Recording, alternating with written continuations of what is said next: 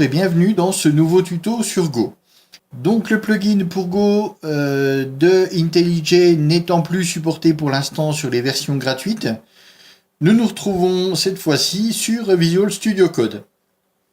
Alors on va faire un rapide tour du propriétaire pour ceux qui ne connaîtraient pas cet éditeur. Alors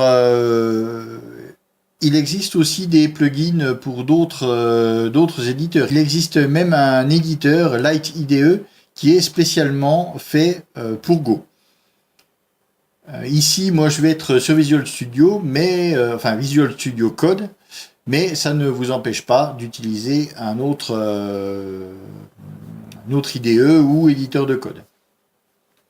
Donc, pour ceux qui ne connaîtraient pas Visual Studio Code et qui voudraient utiliser le même environnement que moi ici, eh bien c'est très simple. Ici, on a plusieurs boutons. On a l'explorateur, là, qui nous permet d'afficher ou masquer donc l'explorateur de notre fichier. Ça permet de faire des recherches. Ça, c'est pour utiliser avec Git et GitHub. Ici, c'est le debugger. Et ici, c'est les extensions. Alors, on voit ici hop, que j'en ai installé un paquet, notamment le cristal. Alors, on voit ici que, voilà. Donc, il y a celle pour Go. Donc, ici, on en a des recommandés. Ça, à la limite, hop, on s'en fout un petit peu aussi. Donc, pour aller chercher un plugin, parce que Go ne sera pas installé d'origine. Il y a Python, il y a pas mal de langages, il y a le JavaScript, le TypeScript aussi qui est supporté, mais Go, il faut lui ajouter le plugin. Donc, on va ici, on tape Go, ça suffira, et on prend celui-ci. Vous voyez, il y a deux Go. Il y en a un qui a 0, c'est 0.0.1. En fait, c'est celui-ci qu'on utilise. Celui de Luc Auban. Et donc c'est celui-ci le plus utilisé, c'est celui que j'utilise moi ici dans ces tutos. Donc vous avez un petit bouton, moi il est déjà installé, mais comme sur tous les plugins, vous avez un petit bouton installé, vous cliquez dessus, il va faire son installation, et après, au bout d'un moment, ce petit bouton va virer au bleu, et il y aura marqué recharger, je crois. Donc dans ce cas, vous cliquez dessus et l'éditeur se recharge tout seul. Donc rien de bien compliqué. Et vous avez accès à beaucoup d'autres langages, on l'a vu, il y avait notamment le cristal. Là pour l'instant il y en a plusieurs. On a tout, on a le Python. Celui-ci c'est celui qui est installé déjà d'origine. Donc pour en revenir à ce qui nous intéresse, à Go, donc là je suis dans mon dossier, alors je peux soit avec la commande ouvrir le dossier, aller chercher le dossier dans lequel je veux travailler, soit il est intégré directement dans Windows, donc là je suis dans le dossier dans lequel je veux travailler, clic droit, hop, Open with Code, et c'est cette fenêtre qui s'ouvrira. Donc pour ça c'est bon. Alors on va attaquer tout de suite. Alors cette fois-ci nous allons voir. Alors déjà je vais vous montrer une autre méthode pour synchroniser les Go routines. Donc on va aller assez vite là-dessus. Mais j'en ai pas parlé dans les vidéos précédentes, donc je vais revenir là-dessus. C'est une méthode qui est à peu près pareil que les channels, vous allez voir, ça fonctionne à peu près pareil. Ça permet de bloquer l'exécution du programme tant que toutes les routines n'ont pas fini de travailler. Donc on va voir ça tout de suite. On va voir aussi, j'espère ne pas faire encore une vidéo qui dure des plombes, mais j'aimerais qu'on voit les scans qui permettent de récupérer des entrées clavier, parce que c'est quelque chose que j'ai complètement oublié de montrer dans mes vidéos, et c'est pourtant quelque chose qu'on pourrait utiliser, qu'on aurait besoin d'utiliser, mais clairement j'ai oublié. Donc je vais réparer ça ici. Donc on va voir comment gérer les inputs, les entrées au clavier. Et je pense qu'on aura le temps aussi de faire ce qui concerne l'écriture et la lecture de fichiers. Alors on va pas perdre de temps, on va s'y mettre tout de suite. Donc ici, vous voyez, j'ai ma fenêtre de bienvenue, donc celle-là, hop, je peux la virer, on s'en fout. Alors on est parti, ici pour faire un nouveau fichier, ici pour faire un nouveau dossier. Donc on va faire un nouveau fichier, le fichier main, donc jusqu'ici tout va bien, on va l'appeler main.go. D'ailleurs moi j'ai installé les petits icônes, je ne sais plus lesquels c'est, je ne sais plus. Mais donc il y a les petits icônes en face qui correspondent au langage. Donc alors ici on va demander un package main, alors on voit qu'il l'a d'entrée, bon, c'est pas ce qui nous simplifie le plus la vie. Hein. Taper package main, c'était pas, ça demandait pas un effort surhumain. Mais bon, ça existe. Par contre, la fonction main, non. Bah, non. Donc on voit qu'il nous propose une déclaration de fonction, soit le mot-clé tout seul, soit la déclaration de fonction, ou je peux continuer à taper normalement. Donc main, ce serait mieux. Tac. Et pour l'instant, je l'ouvre. Alors, lui, il risque, moi tout est installé, lui, il risque de vous mettre un petit message comme quoi GoCode n'est pas installé, je ne sais plus quoi, enfin, il y a tout un tas de choses, GoFMT, je crois, il y a tout un tas de choses qu'il aimerait bien utiliser, mais qu'il ne peut pas parce que c'est pas installé. Notamment GoCode, il sert lui pour l'autocomplétion. Donc il va nous être très utile. Alors dans cette petite fenêtre, là du coup je ne l'ai plus, il y a un petit bouton pareil, en fait il vous demande est-ce que vous voulez installer les 10 plugins manquants.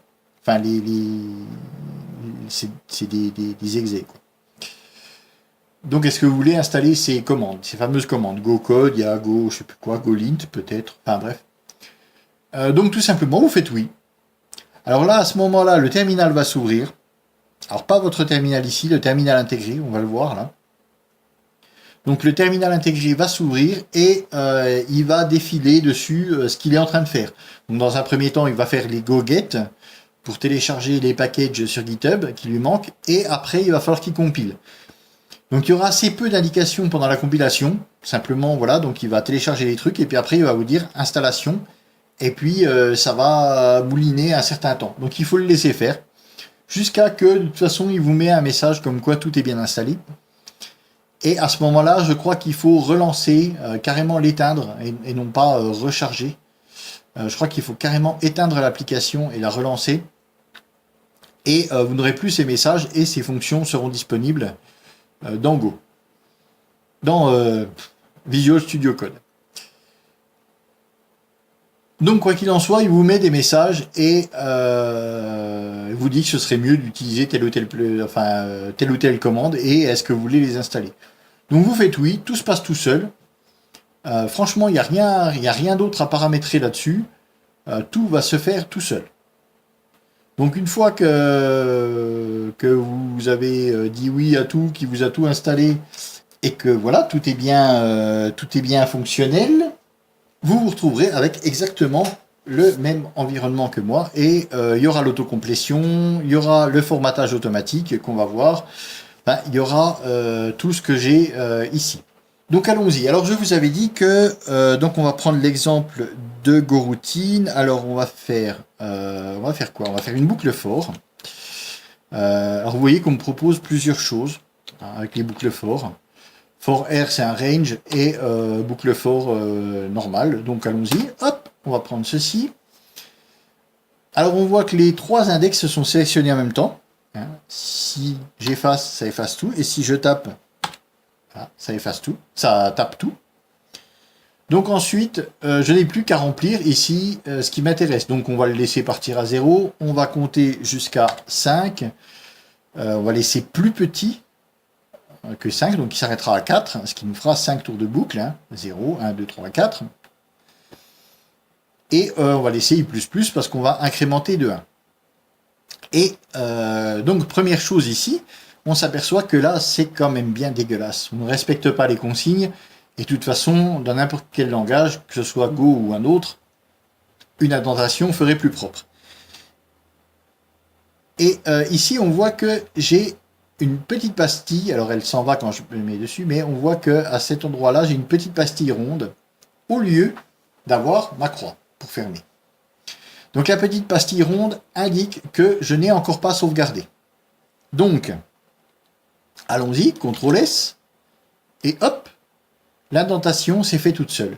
Donc en fait, il va utiliser GoFMT pour formater le code selon les bons principes entre guillemets de programmation de Go, et il va faire ça à chaque fois que j'enregistre mon document. Donc, hop, ici, allons-y.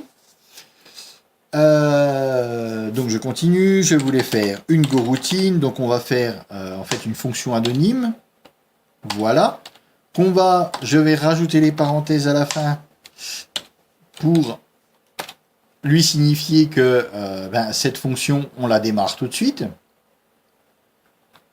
Donc on appelle directement la fonction qu'on vient de créer, voilà, qui est dans une goroutine. Donc là en fait je vais lancer 5 goroutines qui vont faire tout simplement un FMT. Alors vous voyez, j'ai l'autocomplétion ici qui fonctionne. Voilà, on me propose le print line.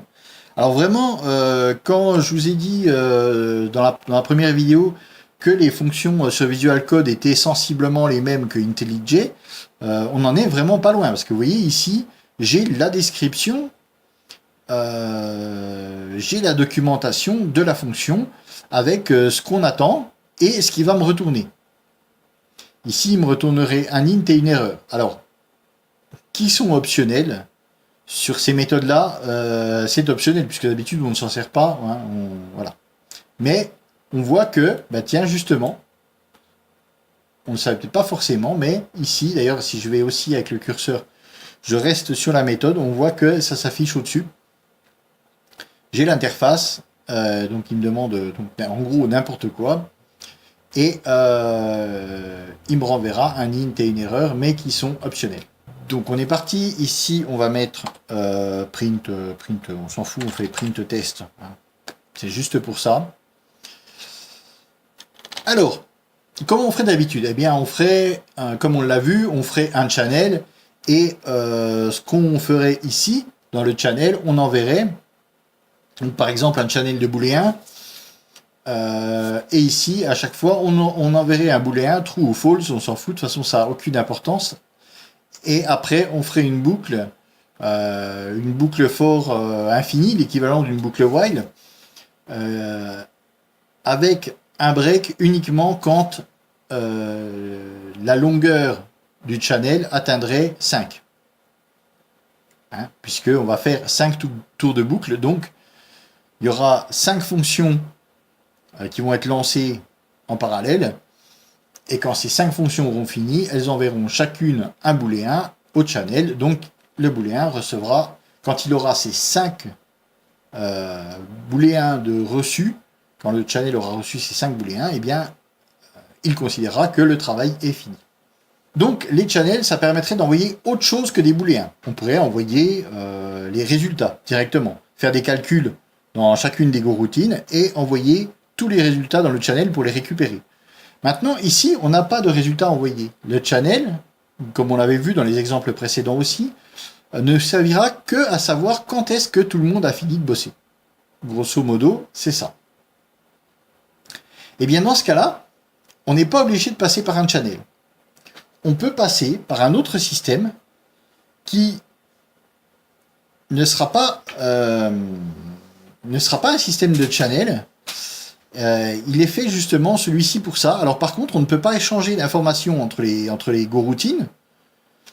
Il servira seulement à attendre, à bloquer le programme le temps que le travail de chaque goroutine soit fini. Donc alors, qu'est-ce que ceci? Eh bien, en fait, ça fait partie du package sync. Alors en fait, c'est un type. Alors on va déclarer une première variable. Alors ici, on va appeler ça A pour changer. ce sera... Voilà, donc là, j'ai le package sync. Et ici, on voit que le package sync n'est pas super fourni. Mais on voit une méthode qui s'appelle waitGroup. Donc elle veut bien dire ce qu'elle veut dire. Pas une méthode, c'est une struct. D'ailleurs, on le voit bien. Ici, hop. Là, c'est les méthodes. Et les autres, c'est des types. Donc, un waitGroup. Alors, le waitGroup, lui, on ne lui passe pas de paramètres. Simplement, voilà, on va mettre l'accolade ouvrante et fermante pour dire que A va être de ce type-là. Hein, c'est un peu l'équivalent du new dans d'autres langages de programmation. Donc ne pas oublier l'accolade, même si on n'y met pas d'attribut. Voilà, je vais séparer un peu pour aérer. Voilà. Donc alors, c'est struct, ce type, qu'est-ce qu'il a? Alors on va voir ça tout de suite. A, point, voilà. Ben, il n'a pas 36 méthodes. Il en a 3. Il a add, il a done et il a wait. Donc en fait, on va utiliser les 3 ici. Donc wait, comme son nom l'indique, ben, elle sert à attendre. Donc là, on va dire que ici, on va attendre que A ait reçu toutes les indications de fonction, de travail terminé.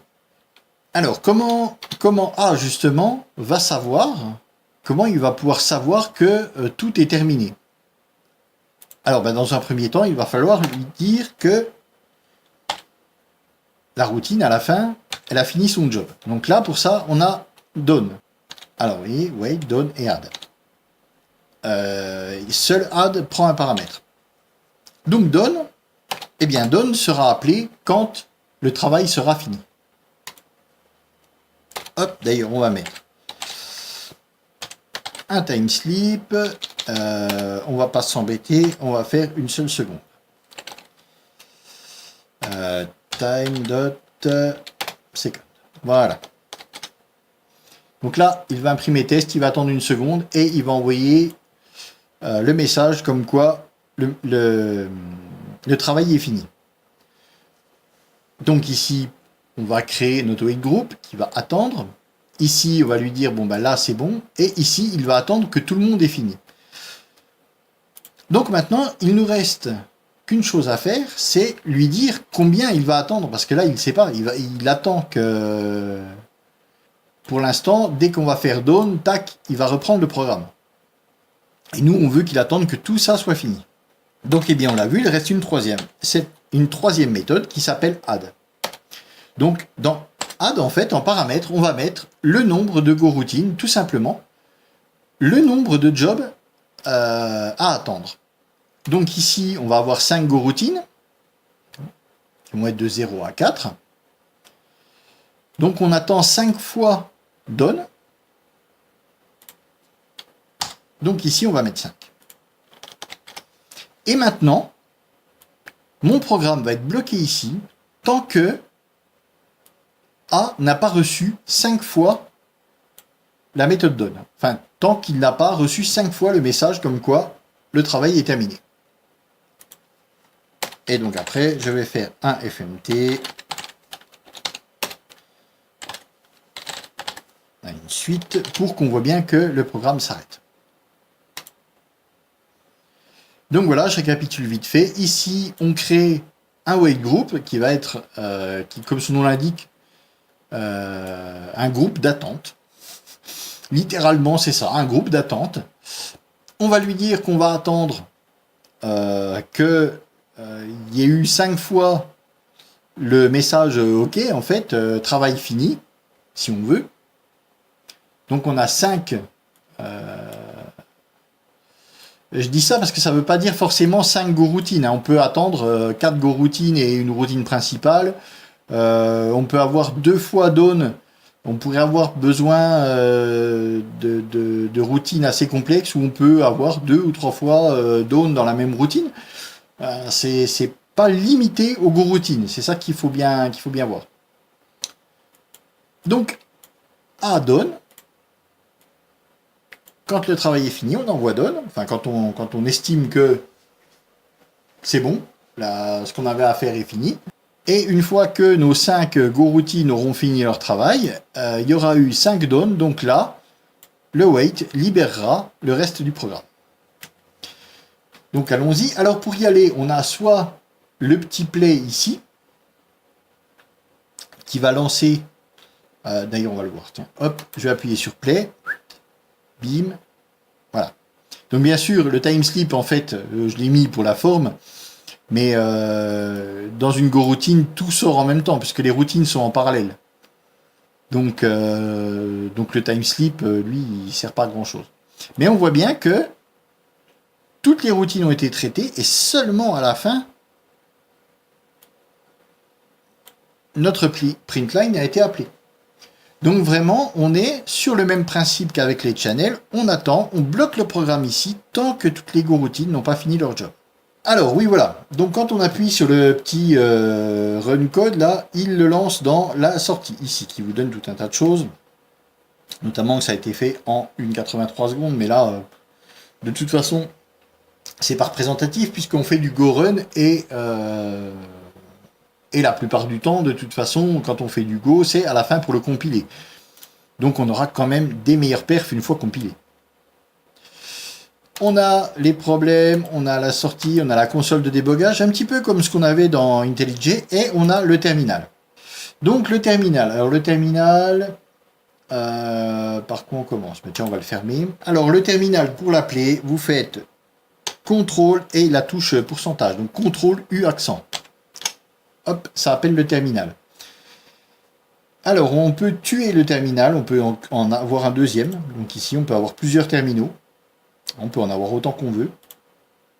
Par exemple, si on lance un terminal avec un serveur, on peut, si on veut appeler le client appeler le serveur via CURL ou un truc comme ça, on peut très bien définir, tac, un nouveau terminal, et dans un terminal, lancer le serveur, et dans l'autre, s'amuser à faire d'autres choses, voilà. Ou on peut tester un client, enfin on peut faire tout ce qu'on veut dans l'autre terminal. C'est pas un souci. Si je fais ça et que je rouvre mon terminal avec CTRL U accent ou CTRL pourcentage, c'est toujours le même terminal. Même s'il est fermé et ouvert, en fait, on fait que cacher la fenêtre. Si on veut arrêter le terminal, si on veut le quitter définitivement sans passer par la commande Excite, qui fonctionne comme n'importe quel terminal, on peut tuer le terminal. Donc on clique ici, et là, le terminal est comme si vous en avez ouvert un sur Windows et que vous le refermez. Donc là, il est refermé définitivement.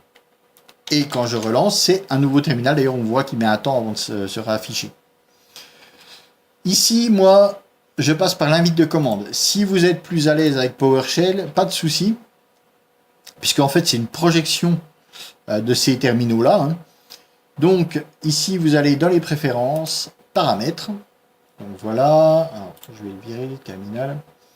Donc voilà, les paramètres sont sous forme de fichier texte JSON qui est énorme, parce qu'on voit c'est plié là.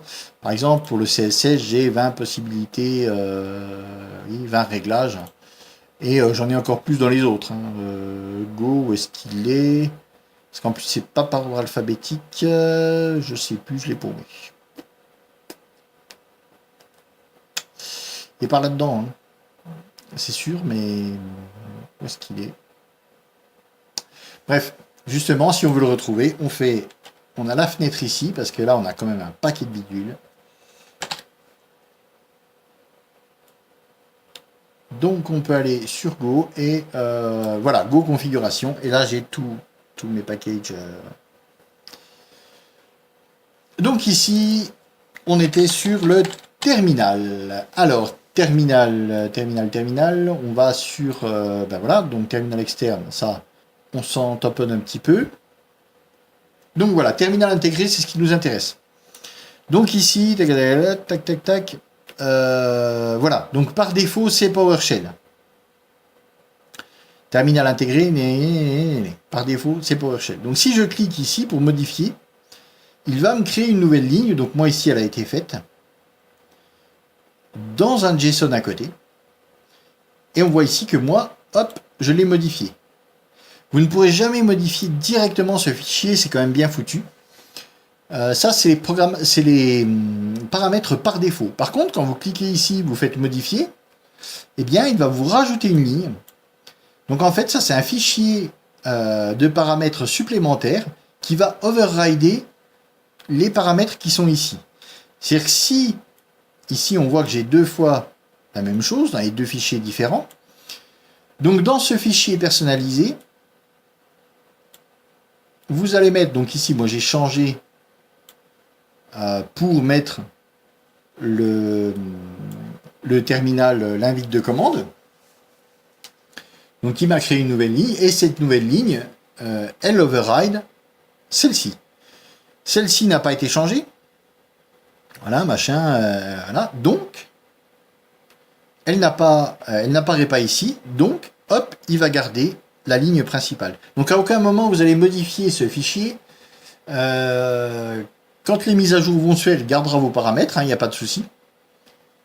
Mais du coup, ça vous permet d'avoir un fichier propre et qui, justement, peut être changé au fur et à mesure où les plugins sont mis à jour, où l'éditeur est mis à jour. Donc lui, il change tout ça, mais vous, de toute façon, ça ne changera jamais vos paramètres puisqu'ils sont enregistrés à côté. Donc on a bien séparé le truc, les paramètres par défaut des paramètres perso. Donc voilà, si vous voulez changer de terminal, en fait, c'est ici. Et suffit de taper terminal dans la barre de recherche et vous allez avoir tout ce qui commence par terminal. Et on voit, c'est dans les premiers. De toute façon, voilà, terminal integrated. Donc voilà comment on fait, comment on modifie les paramètres de l'éditeur. C'est pareil, vous aurez peut-être pas la même police que moi ou je ne sais pas. Donc c'est là-dedans que ça se passe. Et après, vous pouvez télécharger des thèmes. Donc les thèmes sont considérés comme des plugins. Donc ici, on voit que j'avais le fameux thème d'Arcula. Eh bien, c'est ici que ça se passe. Vous voyez, il y a IntelliJ thème, il y a vraiment plusieurs choses. Donc les thèmes les plus connus, comme celui-ci, on les retrouve aussi dans cet éditeur-là. Donc vous pouvez changer les polices, enfin il y a vraiment, voilà. Il y a vraiment plein de choses qu'on peut modifier. Donc revenons à nos moutons, heureusement que je ne voulais pas me disperser. Mais bon, pour ceux qui ne connaissent pas cet éditeur, c'est bien aussi de faire un petit peu le tour. Donc, eh bien, je vais revenir sur mon terminal. Oui, donc on a vu que voilà comment fonctionnait le wait group. Donc c'est quand même le même principe que les channels finalement, sauf que ici, on va pas faire une boucle for, on va juste lui dire wait. Donc à cet endroit-là, en fait, on va mettre, allez. Donc à cet endroit-là, en fait, on va mettre un blocage et on va définir le nombre de fois qu'il doit récupérer donne. Donc ça, on le définit avec la méthode add. Donc ici, 5 fois. Et là, une fois que les donnes ont été appelées 5 fois, eh bien, ça s'arrête. Donc c'est un petit peu comme ce qu'on avait fait avec le channel et les booléens. Sachant que là, c'est vraiment, c'est ce même principe. On n'a pas à créer la boucle for, elle sera faite directement ici, quoi, si on veut. C'est le même principe, donc il attendra. Par contre, à aucun moment, on ne peut passer des infos. Qu'avec les channels, on peut passer des infos. On pourrait même très bien les passer entre goroutines. Hein. Il peut y avoir des goroutines qui envoient des infos dans les channels, d'autres qui les récupèrent. Donc, il n'y aurait pas de souci là-dessus. Mais pour des exemples simples, comme on avait vu, ce package-là, du coup, permet de faire moins de code parce qu'on ne se fait pas la boucle for qui attend que toutes les routines soient finies. On n'a pas à créer de channel, tout ça, qu'on a à passer dans la fonction peut-être, ou je ne sais quoi, puisque voilà, ici, tout est fait comme ça, via le wait group. Donc c'est le même principe qu'avec les channels de booléens. Maintenant, c'est vraiment, je voulais vous montrer ça parce que c'est assez, je trouve ça assez pratique. Mais j'ai pas fait le test en termes de perf, voir ce que ça donne, mais c'est sensiblement la même chose. Donc voilà, c'est une autre manière de le faire. d'attendre que les routines aient fini leur job et ben c'est à voir ce qui vous conviendra le mieux. Alors on voit au passage aussi que à aucun moment j'ai été tapé ici import FMT machin. Dès le premier import, il s'en est occupé. Donc comme sur IntelliJ, je n'ai pas eu besoin d'aller importer mes packages. Donc alors comment récupérer des entrées au clavier? Alors le plus simple, ça va être ceci. On va créer... alors on va vouloir créer... On va pas faire de fioriture. On va juste faire un curseur, récupérer du texte et l'imprimer. Donc on va être obligé déjà de créer une variable qui va récupérer notre entrée au clavier. On va pas, comme dans d'autres langages, on va pas récupérer l'entrée directement dans la variable. On va créer la variable et la méthode prendra à paramètre une variable qu'on va remplir avec la donnée récupérée. Donc alors ici, on va faire A qui va être de type string. Et la méthode scan se trouve dans le package FMT. Donc FMT, on va faire scan. Alors, scan, hop. Et ici, on va lui passer la variable qui va donc récupérer l'entrée qui va être faite via la méthode scan. Donc, cette variable, alors attention, parce qu'on serait tenté de faire ceci. Sauf que ça ne marchera pas, puisque notre variable A va être passée à une méthode, à une fonction donc, et on va vouloir, dans cette fonction, modifier A. Parce que A, pour l'instant, c'est une chaîne vide. Donc nous, on va vouloir mettre à l'intérieur, on va vouloir la modifier et lui donner la valeur de ce qu'on va récupérer avec l'entrée au clavier. Donc pour modifier une variable, on n'oublie pas que en fait il faut passer un pointeur. Donc ici on va passer l'adresse de A.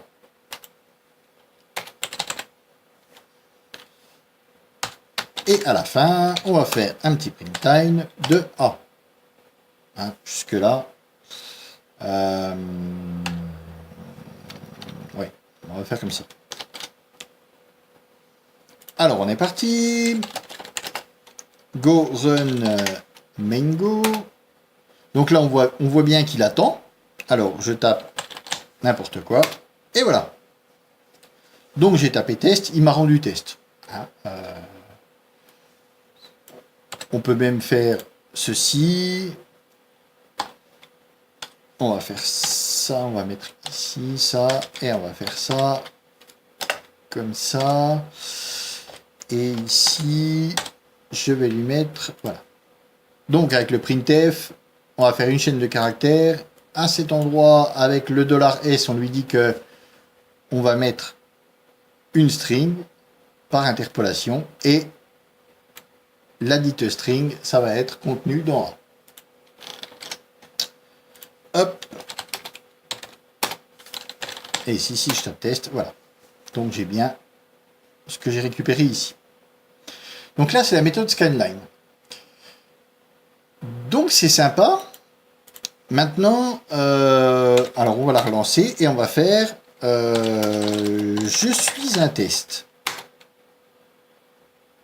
Ah. Alors, pourquoi il ne me récupère que le premier que le premier mot?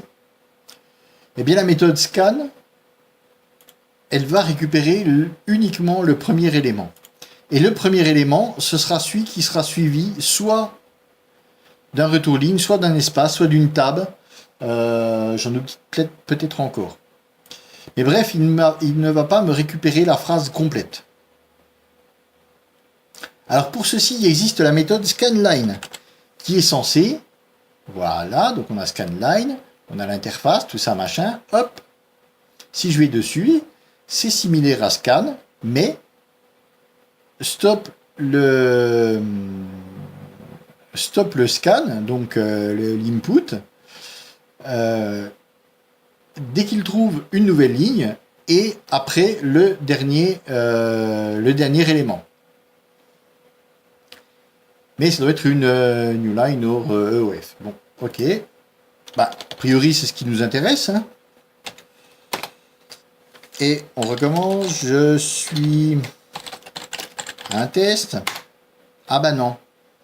Donc en fait, la méthode scanline qui est faite pour récupérer des lignes complètes, pourquoi elle ne marche pas, j'en sais rien, mais elle ne fonctionne pas comme elle devrait. Ou alors la doc est mal faite, c'est mal expliqué, mais elle fonctionne exactement comme la méthode scan tout court. Donc, je ne vois pas l'intérêt. Alors par contre, vous pouvez récupérer deux variables. Alors, on va faire pareil. Voilà, donc on va en profiter pour faire ça. Chose qu'on ne peut pas faire dans certains langages. Dans certains langages, comme le Python par exemple, mais le JavaScript aussi. Tout ce qui est récupération au clavier sera des strings. C'est-à-dire qu'on est parti du principe qu'un scan, ça récupère des strings. Point. Alors en Go, non. On peut récupérer des int. Ce qui évite de faire un casting. Quand on sait qu'on va récupérer un int, on demande l'âge de quelqu'un, eh bien, on aura un int et pas un string. Et bien donc, on peut directement demander un int. Et ce qui passera par le clavier sera automatiquement désigné comme un int. Alors attention, si vous mettez des caractères, ça fait une erreur. Donc A, on va faire et on va mettre une autre string qui sera le retour de B. Alors d'ailleurs, non, on va dire que c'est que ça va être un digit. Donc ça va être un entier. Ok. Un petit coup de CLS. On est parti. Alors ici, on attend n'importe quoi. Et là, on attend un int. Alors on va mettre 123. Voilà. Test et 123. Alors comme je vous le disais, hein, si je mets ici test et que je mets ici... Voilà, donc, ah non, je vous ai dit bêtise, il ne fait pas une erreur. Par contre, il plante pas, il dit rien, mais il ne la modifie pas. Donc, comme à la déclaration, une variable, elle est toujours initialisée. Mais si on ne met rien, elle est initialisée à 0. Donc ici, une chaîne vide. Et ici, pour un entier, le 0, c'est 0. Donc en fait, lui, ici, il s'aperçoit qu'on demande un int et on lui a donné un string. Donc, qu'est-ce qu'il fait? Eh bien, il laisse la string de côté et il dit, voilà, tu touches pas, tu gardes la valeur que tu as. Et la valeur, c'est 0. Donc, ici, j'ai bien 0. L'inverse, par contre, est faisable. On peut très bien ici mettre 123 et puis là, 589, par exemple. Bien donc, pour lui, c'est pas un souci. Parce que finalement, 123... c'est un int, mais c'est aussi des caractères. On peut les écrire, on peut les lire. Il ne pourra pas les additionner, les multiplier par un autre int. Mais par contre, en tant que string, il peut les lire. Donc, il n'y a pas de souci. Donc, voilà. Mais par contre, ça n'arrange toujours pas nos affaires. Hop. Donc, comment faire si je veux parce que ce serait bien de pouvoir mettre des lignes complètes, quoi. On n'a pas toujours besoin d'écrire un roman, mais quelques mots, ce serait pas du luxe. Donc en fait, pour ceci, on va être obligé d'utiliser un autre package. Donc celui-ci, je vais garder mon printf. Hop, je vais garder mon printf et puis je vais garder A parce que je ne vais pas m'emmerder, je pense. Voilà. Donc je garde mon package fmt. Ça, je le garde. Voilà. Alors ce coup-ci, A, eh bien A. On va plus mettre string. Là, ce coup-ci, on va récupérer directement. Directement. Oui, directement dedans via une méthode, via le retour ce coup-ci d'une méthode. Donc, on va plus passer un pointeur. on va simplement récupérer le retour d'une méthode. Donc dans A, on va récupérer le retour d'une méthode qui va servir de scan. Donc elle fait partie du package buff.io. Donc buff.io, hein, et on voit c'est quand même bien foutu, hein, il l'importe. Donc buff.io, et ici ça s'appelle New Scanner. Alors ici on voit que New Scanner prend un IO Reader. Alors pas de panique, l'IO Reader ici, alors vous pouvez mettre n'importe quel IO Reader. Hein. Ça pourrait marcher avec un retour comment? Un retour de requête HTTP par exemple. Pourquoi pas? Mais ici, l'IO Reader, pour ce qui est de l'entrée au clavier, eh bien c'est OS, donc c'est dans le package OS, et s'appelle STD In. Donc on a le STD In et le STD Out, c'est l'entrée standard. Donc l'avantage c'est que là vous vous embêtez pas selon le système d'exploitation, puisque dans le package OS c'est lui qui va gérer ça. C'est l'entrée standard. L'entrée standard c'est là c'est la console en l'occurrence. Ça peut être défini sur autre chose, mais ici c'est la console. Donc voilà, on va créer un nouveau scanner. Donc pour ceci, on utilise le package buff.io, la méthode newScanner qui va créer un nouveau scanner, et l'IO Reader qui demande, eh bien on lui passe simplement l'entrée standard. Donc là, à chaque fois que vous allez vouloir entrer quelque chose au clavier via un terminal, eh bien c'est ceci que vous allez utiliser. C'est l'entrée standard. Voilà, donc maintenant, qu'est-ce qui va se passer? Eh bien maintenant, donc là, on a créé un buffer qui va se remplir, qui va servir à accueillir ce qu'on va récupérer de l'entrée. Donc maintenant, il va falloir récupérer proprement dit l'entrée. Alors pour ça, on utilise la méthode scan. Vous voyez, il n'y a pas grand-chose, hein, c'est juste, il faut appeler la méthode, voilà. Donc ça va appeler, créer le petit curseur qui va demander, qui va attendre qu'il y ait une entrée au clavier. Et donc ensuite, me direz-vous comment, parce qu'on on a toujours un objet, on voit qu'on a un pointeur sur un type scanner. Ah, c'est ça. Donc nous ici, on veut récupérer, alors avec FMT, ça se trouve, ça marcherait. Je ne suis pas sûr, mais voilà. Donc ici, on va vouloir récupérer normalement une string. Eh bien, on va faire A texte. Alors au passage, j'en profite pour... Voilà. Donc ici, on a aussi la possibilité de récupérer un slice d'octet. Donc ça peut être très intéressant parce qu'il y a beaucoup de méthodes qui travaillent plus avec des slices d'octets qu'avec directement des strings ou des int. Voilà. Donc en fait, beaucoup de méthodes demandent des slices d'octets. Donc ça nous permet là de ne pas faire la conversion en fait, de pas encore alourdir le code en faisant des conversions, puisque ici on peut récupérer directement sous cette forme l'entrée au clavier. Donc ici on s'en fout, nous ce qu'on veut pour l'instant c'est du texte. Mais on sait que on peut récupérer un slice d'octet directement sans passer par un casting, par une conversion. Alors on voit bien que c'est un petit cube, hein, on voit d'ailleurs, c'est une fonction. Donc on n'oublie pas, quand on a ce petit cube à côté, qui nous dit que c'est une fonction, eh bien on n'oublie pas, parce qu'il ne les met pas automatiquement, de mettre les parenthèses. Sinon, la méthode ne sera pas appelée, elle ne sera pas lancée, et donc ça ne marchera pas. Bien, donc on voit que c'est quand même pas beaucoup plus simple que tout à l'heure. Tout à l'heure, on créait une variable string, et via la méthode, on remplissait cette variable. Et bien là, on crée directement un objet scanner qui est un buffer en fait, hein, qui va récupérer l'entrée standard, et après on lui dit de scanner, et une fois qu'on a lancé la méthode scan, le buffer se remplit de ce qu'on aura nous-mêmes envoyé via l'input, et après on le récupère soit en slice d'octet, soit en texte, selon vraiment nos besoins.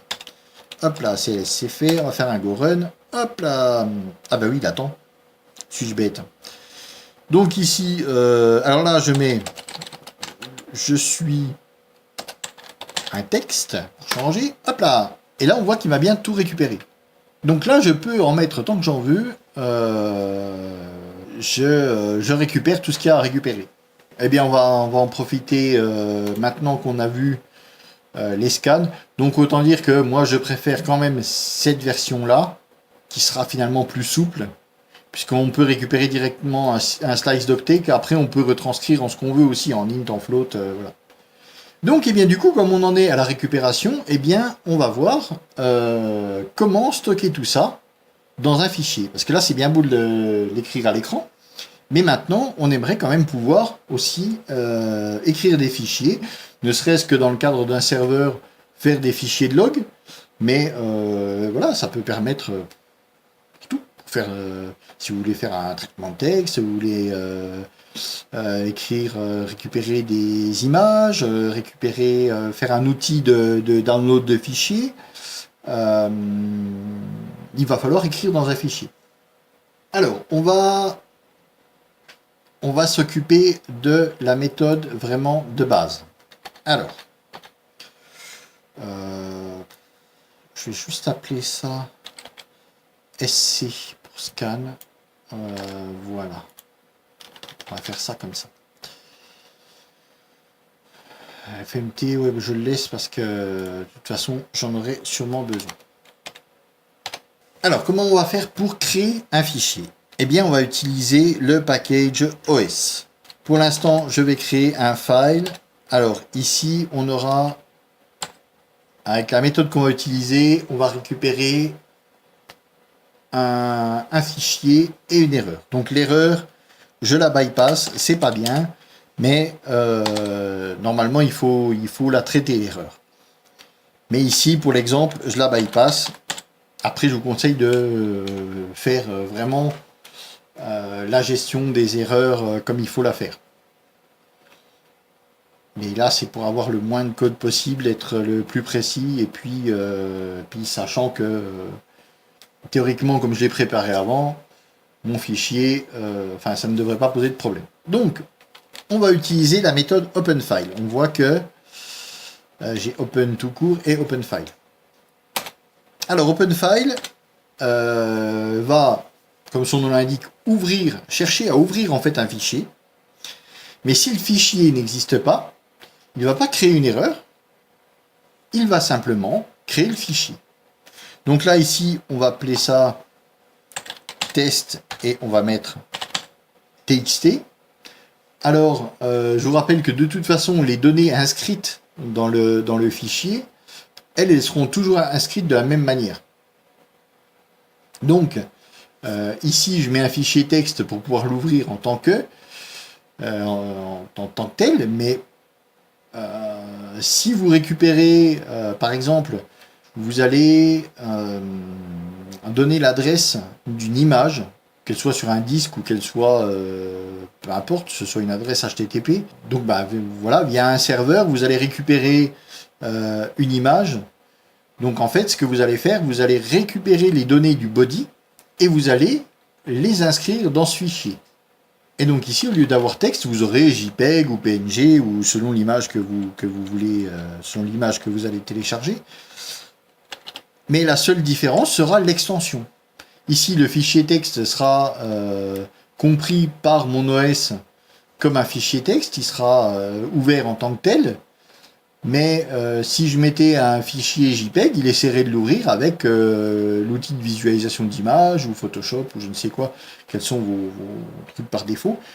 Donc en fait, il n'y a aucune différence finalement dans la méthode d'écriture et de lecture. Donc là, voilà, je vais faire un fichier texte. On verra peut-être avec même sûrement, on verra avec les requêtes, en faisant des requêtes HTTP pour télécharger un fichier. Donc là, ça pourrait être n'importe quoi. Ça pourrait être un PDF, ça peut être une archive, ça peut être tout ce que vous voulez. Donc ici, voilà, on va prendre l'exemple du fichier texte. Alors, dans ce fichier texte, donc on a dans un premier temps le nom. On a là où les options, et on a ici, on voit le permission file mode. Donc en fait, voilà, on voit perm, c'est ici, c'est 0.666. Donc en fait, je vous renvoie vers aller chercher un petit peu sur Internet, vous allez trouver très facilement ce qui correspond en fait au chmod. C'est-à-dire les permissions qui sont sous forme de 4 digits. Et en fait, chacun représente l'écriture, la lecture et je ne sais plus. Sachant que la permission la plus basse c'est 0 et la plus haute, si je ne m'abuse, c'est 7. Donc il y a un code comme ça finalement. Vous pouvez mettre 7 en lecture et 0 en écriture. Donc la personne pourra lire le fichier autant qu'elle veut, mais ne pourra pas écrire. Enfin voilà. Donc ici on va mettre la permission la plus haute qui est, enfin, pour nous ici qui ne posera pas de problème, qui sera 0,777. En même temps le 666 marchait aussi, mais je crois que le 777 c'est même au niveau de... Je sais plus, 666 ça va être réservé à l'admin, et là c'est vraiment pour tout le monde je crois. Enfin bon, voilà. À vérifier ça de votre côté. Donc on a ceci. Donc on a les permissions hein, qui sont issues de Unix en fait. On a le nom de notre fichier, ça c'est normal. Alors ici en fait c'est plus que le nom, c'est le le chemin. Donc ici c'est l'équivalent de ça. Hein, c'est le chemin relatif. Donc test va s'inscrire dans le même dossier qui contient mon fichier main. Mais j'aurais pu avoir un autre dossier ici et par exemple le dossier test et là, le fichier texte test serait dans le dossier test. Hein. Voilà, comme on ferait en web. Et donc on a ici des options. Alors ces options, ce n'est pas n'importe lesquelles, elles sont fournies par le package OS. Alors c'est OS, point, et elles commencent par un O majuscule. Voilà. Et là on a tout ça.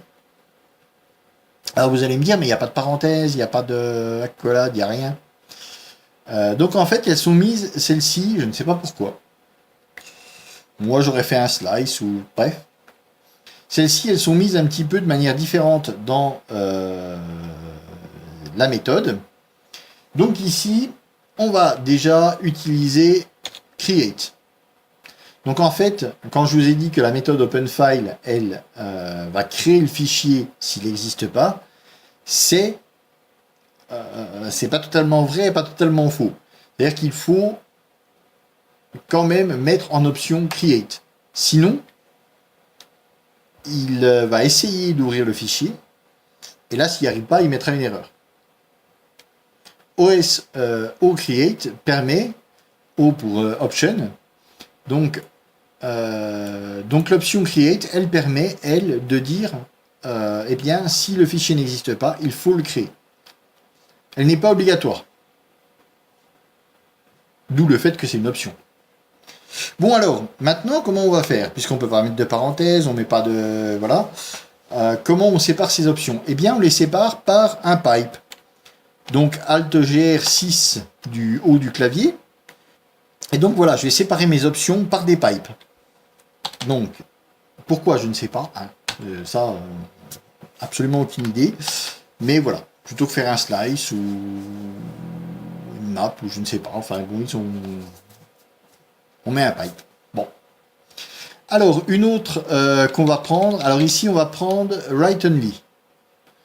Parce qu'on va utiliser read only plus tard. On a read write. Mais alors, en utilisant celle-ci, qui est normalement dans les deux sens, j'ai quand même eu des problèmes.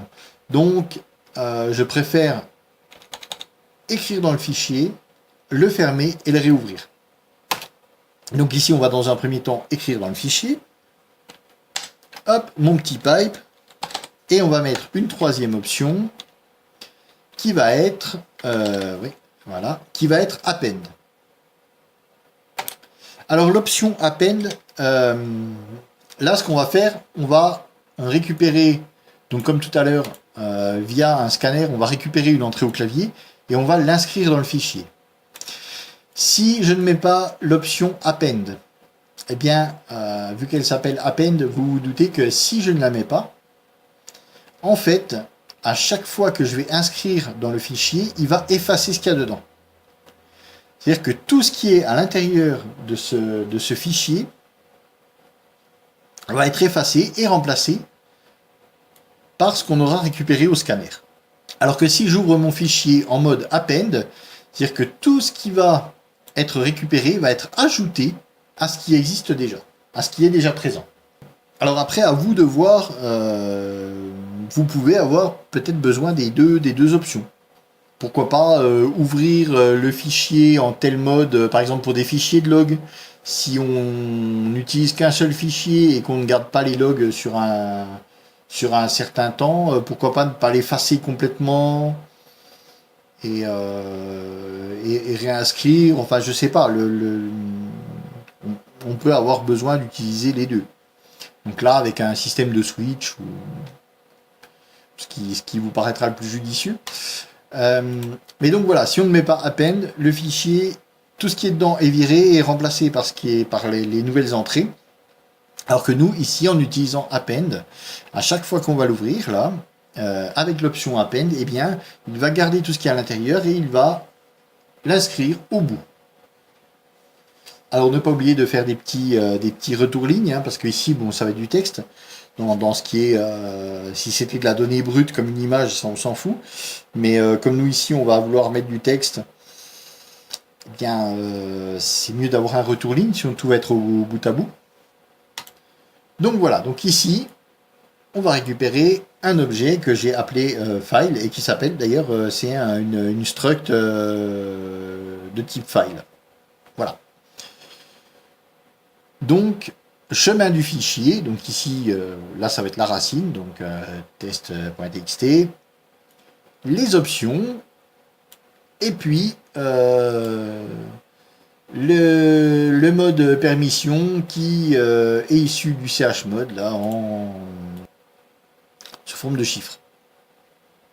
Donc, eh bien maintenant, je vais faire mon entrée au clavier, donc je ne mets pas de texte, rien, hein. Je aurais pu mettre un... Allez, si j'en fais un, va pour la forme, fmt .print. Alors voilà. Ici, on va vouloir que le curseur soit au bout de notre phrase. Donc en fait, je fais un print tout court. Parce que si je faisais un print line, mon curseur basculerait en dessous, à la ligne suivante. Donc là, il n'y aura pas de retour ligne. Je vais faire print. Entrée du texte. Hop. Voilà, je laisse un espace pour qu'on ait le curseur. Donc là, pop, pop, pop, je déclare mon... Ouais, j'aurais même pu le déclarer avant. Ouais, je préfère faire comme ça. Bref, ça change absolument rien, mais voilà. Donc comme ça, moi, j'ai mon scanner qui est déclaré. J'ai mes objets déclarés ici, puis après, je commence à les utiliser. Mais bon, ça, chacun organise son code comme il le sent. Hein. Donc voilà, je vais avoir mon scan ici. Et ensuite, qu'est-ce qu'on va faire? Eh bien, ensuite, on va faire file, dot. Ici, on va vouloir écrire, donc, write. Et alors, soit on peut, comme tout à l'heure, on l'a vu, récupérer, ben on le voit ici, notre slice d'octet. Donc on pourrait lui passer un slice d'octet directement. Ou ici, on a la possibilité, alors on a cette méthode-là de base qui inscrit un slice d'octet pur et dur dans le intérieur du fichier. Celui-ci, il lui permet d'inscrire pareil, le slice d'octet, mais avec un décalage. C'est-à-dire qu'on peut lui dire, tu enregistres, par exemple, il y a un lot de 40 octets. Tes 40 octets, tu les enregistres à partir de l'octet de la position numéro 12. Qui sera du coup la 13e position, puisque ça commence à 0. Comme un slice, comme voilà, comme les tableaux, tout ce qu'on veut. Ça commence à 0. Donc le 12e index serait le 13e élément. Logique. Donc on peut ici, alors ça c'est pratique quand on a plusieurs, par exemple on a plusieurs morceaux, comme quand vous avez une archive qui est découpée en plusieurs bouts. C'est ce principe-là. On lui dit, écoute, tous les morceaux en fait, le morceau 1 il va de temps à temps. Par exemple, c'est des morceaux de 1000 octets. Le 1 il va de 0 à 999. L'autre il va de 1000 à 1099 et ainsi de suite. Donc ça permet d'avoir le décalage nécessaire pour recoller tous les bouts. Et on a une méthode directement qui permet d'écrire directement des strings dedans. Alors au choix, soit je fais ça et puis je récupère un SC byte. Ah bah ouais tiens on va faire celle-là. Juste comme ça parce qu'on l'a pas utilisé tout à l'heure. Alors, write tout court, et il veut un slice d'octet. Eh bien, très simple, on va faire sc, tac, byte. Avec, comme c'est une fonction, on n'oublie pas de mettre ceci. Et ensuite, comme c'est un flux, on n'oublie pas de faire un file close. Alors, comme on l'avait déjà vu, j'aurais pu faire un defer ici. J'ouvrais le fichier, je faisais defer, sauf que moi après je vais vouloir le lire. Donc je veux pas faire un close à la fin, je veux fermer le fichier avant de le réouvrir. Donc c'est pour ça que je mets le close ici à la main, et de toute façon j'aime pas utiliser les defers. Pour certains trucs ça va bien. Là, comme je vais avoir d'autres choses après, je veux pas que ça se ferme à la fin du programme, je veux que ça se ferme avant d'attaquer autre chose. Donc ici. Donc on est parti. Voilà, donc je vais faire ça. Je vais faire hop, CLS, bim. Je vais lancer mon truc. Alors voilà, il me dit entrée du texte. On voit que j'ai mon curseur ici qui attend. Hop, je suis du texte. Donc on voit que ici, j'ai un nouveau fichier qui est apparu dans mon dossier. Mon dossier qui est ici, voilà. Hop, on voit qu'il m'a bien créé mon fichier texte, et si je l'ouvre, je suis du texte. C'est nickel tout ça. Donc maintenant, avec la fonction writeString, on va voir. Donc ici, je vais mettre hop, texte. Juste, je pense que ça devrait marcher si je fais ça. Voilà. Je vais juste ajouter un retour ligne, parce que vous allez voir tout de suite ce qui va se passer. D'ailleurs, on va enlever append. Voilà, donc j'ai toujours mon fichier texte. On peut l'ouvrir aussi dans l'éditeur ici. C'est un bon éditeur quand même, celui-là, je l'aime bien. Bon. Donc là, j'ai enlevé append. Hop, j'oublie pas d'enregistrer. Oui, une chose aussi, je vous le dis parce que ça m'arrive très souvent. Il y a des fois, je lance mon programme, je dis, mince, ça marche toujours pas. Oui, c'est parce que j'ai pas enregistré. Alors ça paraît tout bête comme ça. On se dit, oui, si tu n'enregistres pas. Sauf que avec IntelliJ, on prend de mauvaises habitudes. Avec IntelliJ, si j'enregistre pas, quand je lance, ici, quand je lance l'exécution de mon code, ou via le terminal, quand je lance l'exécution de mon code, automatiquement, lui, il l'enregistre pour moi. Donc du coup, on prend très vite l'habitude de plus rien enregistrer, de tester son code, vas-y, ça roule. Et ici, on se retrouve avec des grosses surprises parce que on fait pareil. Et puis notre code, comme il n'a pas été enregistré, il relance celui d'avant. Et comme celui d'avant ne marchait pas, il marche toujours pas mieux là. Donc voilà. C'est un truc, je vous le dis, mais je me fais très souvent attraper avec ça. Donc cessons de raconter ma vie. Allons-y. Hop, hop. Voilà, donc entrée du texte. Là, on met n'importe quoi. Avec un espace pour qu'on voit bien que ça prend tout. Hop. Voilà. Et si je revais ici, je m'aperçois que j'ai enlevé l'option append, donc il m'a tout viré. Et il l'a remplacé par un autre.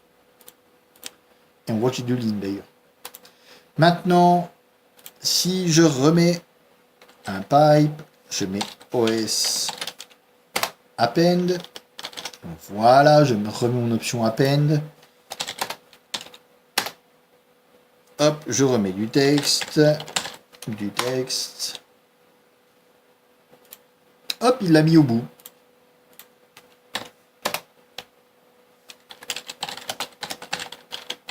Aïe, aïe, aïe, encore du texte. Et hop, il l'a encore remis au bout. Donc voilà, là on voit que ça marche.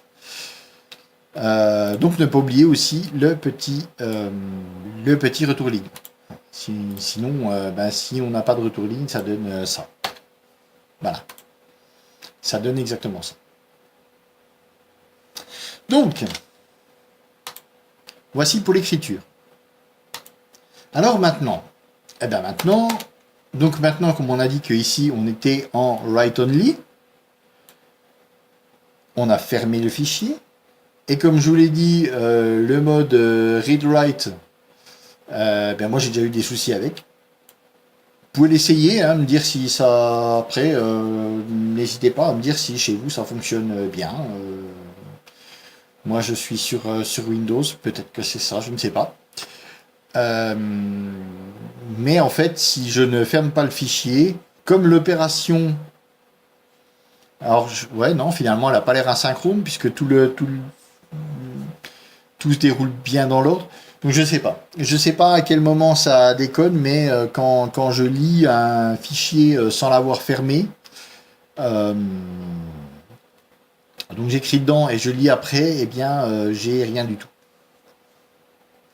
Il ne récupère rien. Donc, je ne sais pas. Je ne sais pas de quoi ça vient. Donc, je préfère faire les choses dans l'ordre. Hop, quand j'ai besoin d'écrire, je l'ouvre en écriture. Quand j'ai besoin de lire, je lis et je l'ouvre en lecture. Et entre-temps, je fais ça correctement. Je ferme mon fichier. Donc, eh bien, allons-y. On va appeler ça... allez, file read. Non, on va appeler ça reader, carrément. Reader, ouais, avec un 1. Voilà, on va appeler ça le reader, comme ça, il n'y aura pas de doute. Alors, reader, c'est pareil, normalement, il y a une erreur, mais ici, on s'en cogne joyeusement. Donc, on va réouvrir le fichier. Alors, ce coup-ci, on sait qu'il a été créé, puisque nous, automatiquement, on va en créer un. Donc, on va faire test.txt, comme tout à l'heure. Ça, c'est le même fichier qu'on va lire. Là, je vais remettre les mêmes permissions. Hop, sans cogne. Et ici, alors, en paramètres, qu'est-ce qu'on va pouvoir y passer? Append, on s'en fout, puisqu'on ne va pas écrire dedans. Create, on s'en fout, puisque on sait qu'on va lire un fichier, donc il est censé déjà exister. Sinon, on ne va pas le créer, puisque de toute façon, on ne va pas lire un fichier vide. Donc sinon, il me balancera une erreur.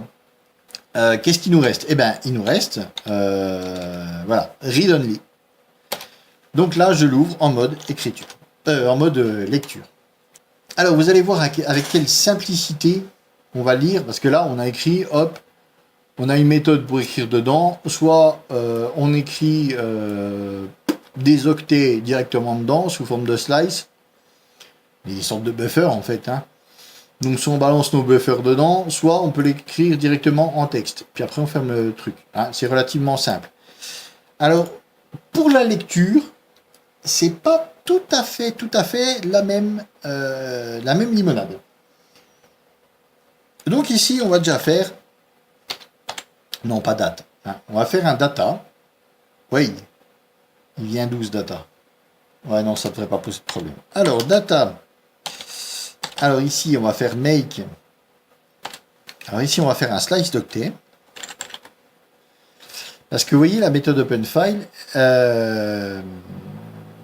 oui, donc elle va nous renvoyer un file.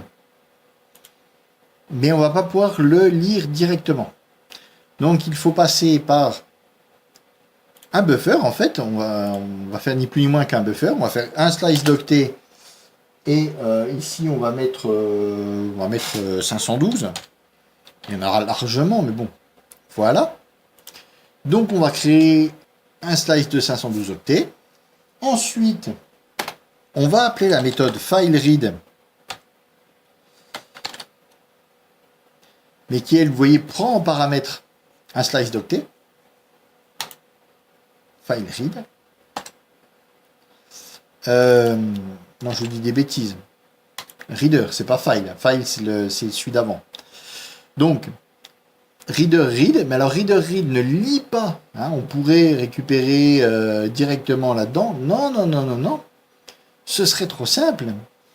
Donc, on va récupérer un objet file qui, lui, a une méthode qui permet de lire les datas. Enfin, on va injecter ce qui a été lu dans data.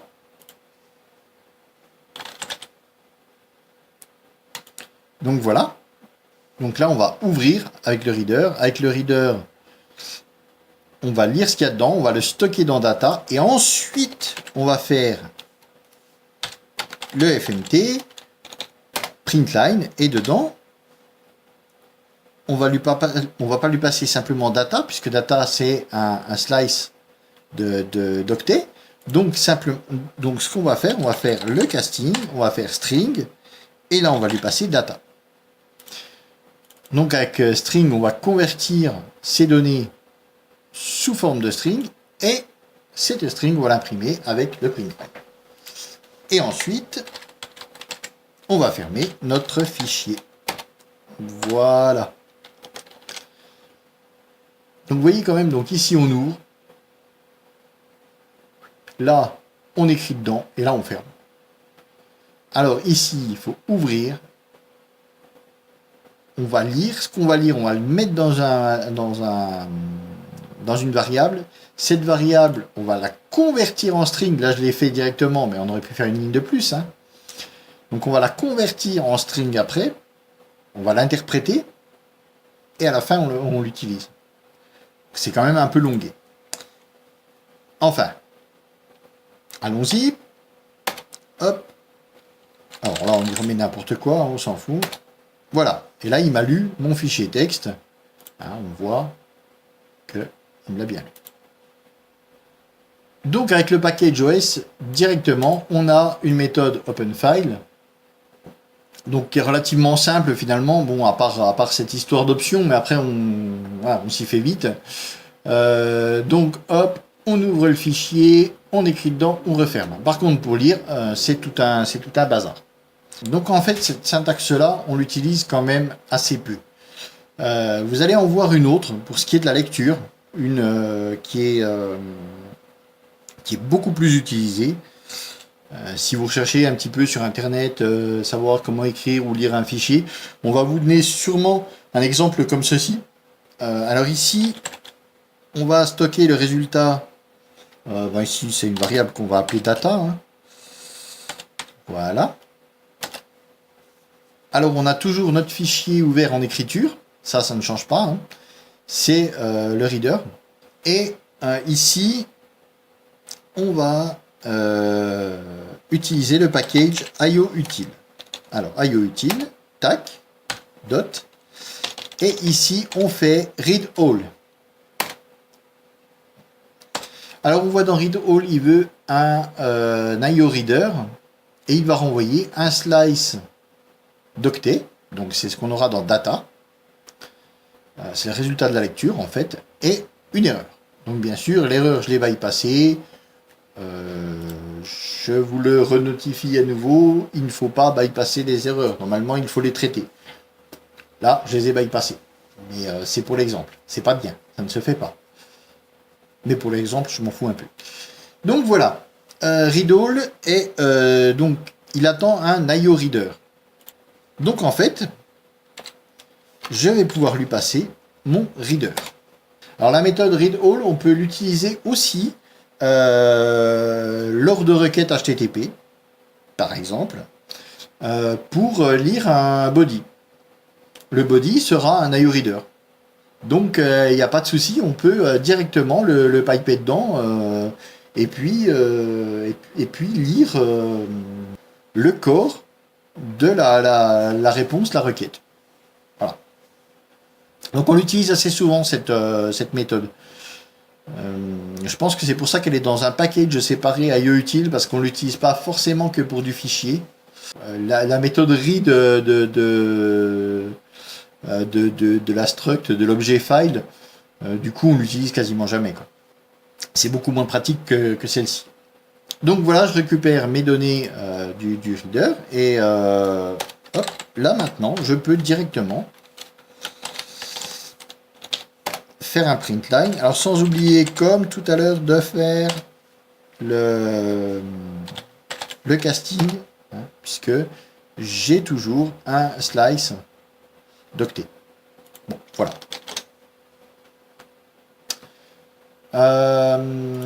Oh non, je vais lancer depuis le terminal quand même. Hop, entrée du texte. Ouais, blabla, c'est n'importe quoi. Mais voilà, donc là, il me le lit bien, sans souci. Donc voilà.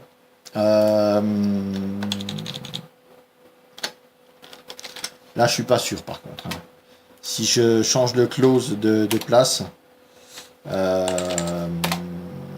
si ça marche aussi. Vous voyez, il est pas regardant. Ça marche aussi. Donc là, au pire, j'aurais même pu faire, par exemple, ça. Différer le close, l'envoyer à la fin. Et on va faire un petit CLS. Hop. Voilà. Et là, ça marche sans souci.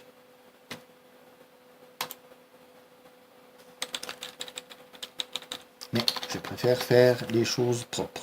Donc, je vais l'enlever. Voilà, après, on va être ça. Donc voilà, ni plus ni moins, comment on ouvre et on ferme des fichiers. Tout bêtement, c'est pas plus compliqué que ça. Simplement, bon, c'est vrai que si on y regarde de près, la méthode read du file, elle fait jamais qu'une ligne de plus. Bon, hein, puisque j'ouvre ici, je crée un pointeur avec make que j'appelle data et puis je balance dedans le résultat de la méthode read. Bon, voilà. Mais si vous cherchez des exemples, c'est très très souvent cette formulation-là qu'on va vous donner, plutôt que le read du package OS. Donc ben voilà, je crois qu'on a déjà pas mal, ça nous fait encore un peu de longueur, quoi, mais en même temps il fallait le temps qu'il fallait. Donc voilà, on a fait un petit peu le tour de ce qu'on voulait voir. Et bien du coup, moi je vous laisse là-dessus et je vous donne rendez-vous pour un prochain tuto. Salut!